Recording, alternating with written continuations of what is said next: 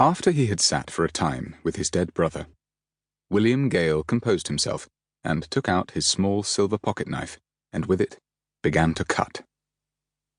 Close to the neck the hair was darkened with mud or blood or some mixture of the two, so William cut several pieces from around the crown, where the hair remained bright. It was soon done. He could have sworn that Algy's body was yet warm, sure he discerned the heat of life through the thick stuff of his coat. But in the while he had attended his brother, the fingertips, the nose, and cheeks had with stealth assumed the pallor of death, yellow and somewhat waxen, like a stale candle. As William cut, the head lolled suddenly forward, but William was able to keep possession of his fright at this, and did not recoil. He had seen before what death did. He was familiar now with the sudden weight of a human head cradled in the crook of his own arm, as a man took leave of this life. This was something he had never hoped to learn. These past months had brought terrible lessons, sights, and sensations which could not be unknown, much less forgotten.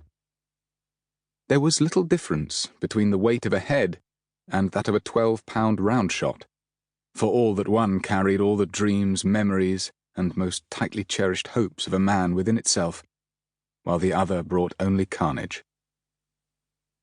William summoned the presence of mind to judge that their mother would require sufficient of his brother's hair to mount in the glass behind a brooch, and perhaps extra for a locket. He considered too their sister Caroline. She would be sure to wish to commemorate their brother in like fashion. Then there was Algernon's fiancée, poor Emily Norris. Would their mother begrudge her a lock of Algy's hair, as she had already begrudged her the boy's love? Even as he cut, he was sensible of the fact that there could not be more of that hair. What was needed must be now obtained, for there could never be a further supply of it. There being no clean paper to hand, William took from his pocket the last letter he had had from his wife Alice, a missive which had not pleased him, though he kept it near, and folded the pieces of hair into it. It was a sad and curious thing to consider that those same locks which had shone around a young man's living face only hours before would now sit encased in gold and glass upon the breasts of 3 women. Though its weight was negligible, little more than a dab of sealing wax, the sorrow it brought would evermore weigh heavy upon them. His work finished, William lifted Algy's head in both his hands and laid it back gently. With his thumbs he closed the green-blue eyes which would never more open upon a morning, nor look upon a day. William Gale, at 29, had not been in the expectation of finding himself on the field, or rather the rocky hillside, of battle. Yet here he was, some 2,000 miles distant from his home. His father, like his own father before him, had after the purchase of a commission been for a number of years a soldier.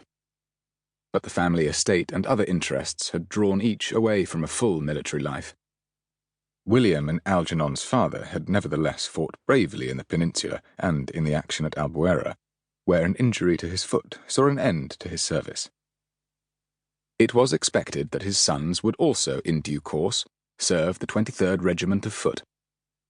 But Britain had been at peace since Waterloo in 1815, and no one in the Gale family had expected William's time in the uniform of the Welsh Fusiliers to be spent away from home.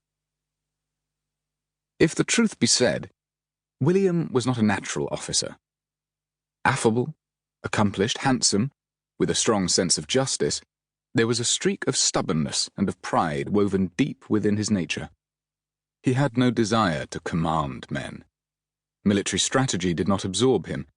Such appetite as he had for firearms or for blood was easily satisfied by the modest exertions of the partridge shooting season. He did not care very much for a life among soldiers, preferring his own bed and the comforts of home. He enjoyed also the civilian freedom to express whatever opinions he cared to form, but filial duty could not be lightly dismissed. To serve the Crown was an honour the Gales were proud to perform. A commission was obtained. Thus it was that 2 years later he had found himself on board a ship bound for the Black Sea.